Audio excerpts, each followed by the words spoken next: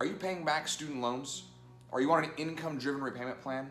Are you making 120 monthly payments as part of the Public Service Loan Forgiveness Program? If you are on any of those plans, you need to watch this video. I'm going to talk about why these payment plans are risky and why you might not be getting what you think you're getting. My name is Caleb, and you're watching The Future Millionaire Teacher.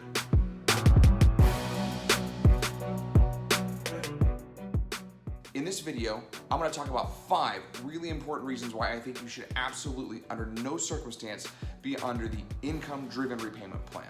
So the first and foremost point is that statistically speaking, you're not even likely to be approved for the process that you think you're approved for. Like many of you, I thought that I would become a public school teacher, teach for 10 years, and have the remainder of my student loan balance forgiven. However, for 99% of the people that think the exact same thing that I thought, that is not a reality. It's been well documented over the course of the past 2 years that 99% of people that apply for loan forgiveness under the Public Service Loan Forgiveness Program have been denied. Now the reasons are wide and the reasons vary, but the fact of the matter is that unless you are perfect and have all of your I's dotted, all of your T's crossed, you've minded your P's, minded your Q's, taken care of all of the other letters, it's statistically 99% likely that you will be denied.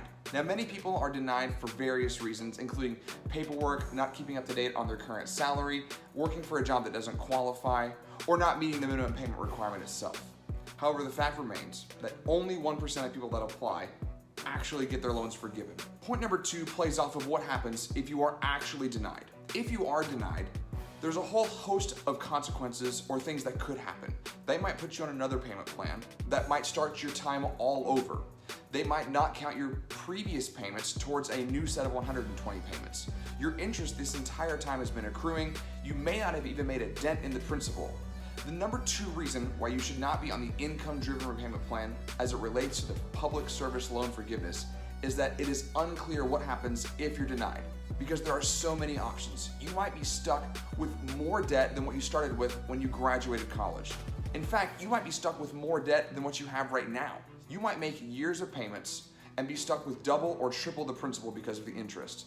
Number 3 is the point that made me make this video in the first place. President Trump and his Department of Education under Secretary DeVos have proposed budget cuts for the Department of Education. These budget cuts target specifically the Public Service Loan Forgiveness Program and other aid programs to those who are paying back their student loans. Our current Department of Education already has a track record of refusing to pay students money that they are owed by court mandate.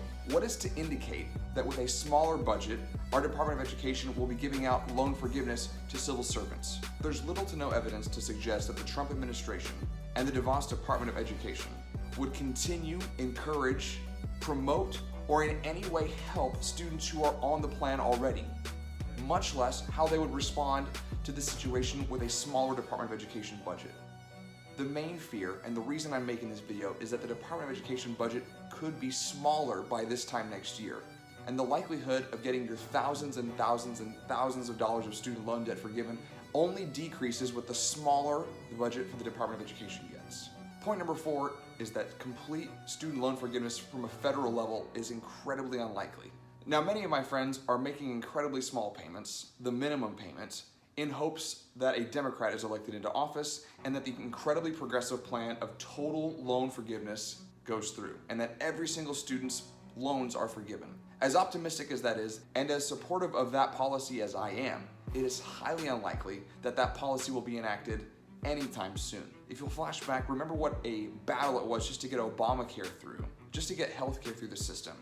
Now imagine trying to pass a highly progressive, highly budget increasing plan through the House and through the Senate. The likelihood that you wait long enough to get complete loan forgiveness through and that it affects you is very, very unlikely. Number 5 is the most important reason. I've saved it for last. Now, it's not a reason that you'll be thinking of right now as you're paying off your student loans. Heck, it's not a reason that I was thinking about when I was paying off my student loans. Reason number 5 is the opportunity cost. The opportunity cost of spreading out loan repayment over 10 years could end up costing you hundreds of thousands of dollars as it relates to the potential power that you would have if you invested your money earlier. Now, I paid off $79,000 of student loan debt in 3.5 years. If I had waited for the full term, that would be another 6.5 years of me paying off student loans. That's 6.5 years that I would not have $400 every month to invest. It's not easy paying off your student loans. It's not easy paying off this debt. And it doesn't have to happen in just 3 or 4 years. It could happen in 5 or 6. Make payments that are larger than the minimum. Because in many of these plans, the minimum payment is only the interest that is accrued throughout the month.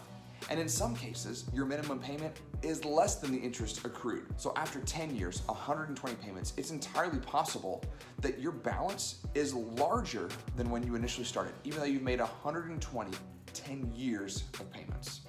If you are in the middle of your 120 payments, I hope that it works out for you. Statistically speaking, it won't. You'll be further behind financially, and you'll have lost years of investment opportunity cost potential. What do you think? Are you in the middle of your 120 payments? Are you in the middle of college debating what type of plan you should use? If you think I'm right, give me a thumbs up. If you think I'm wrong, comment why. Let's have a debate.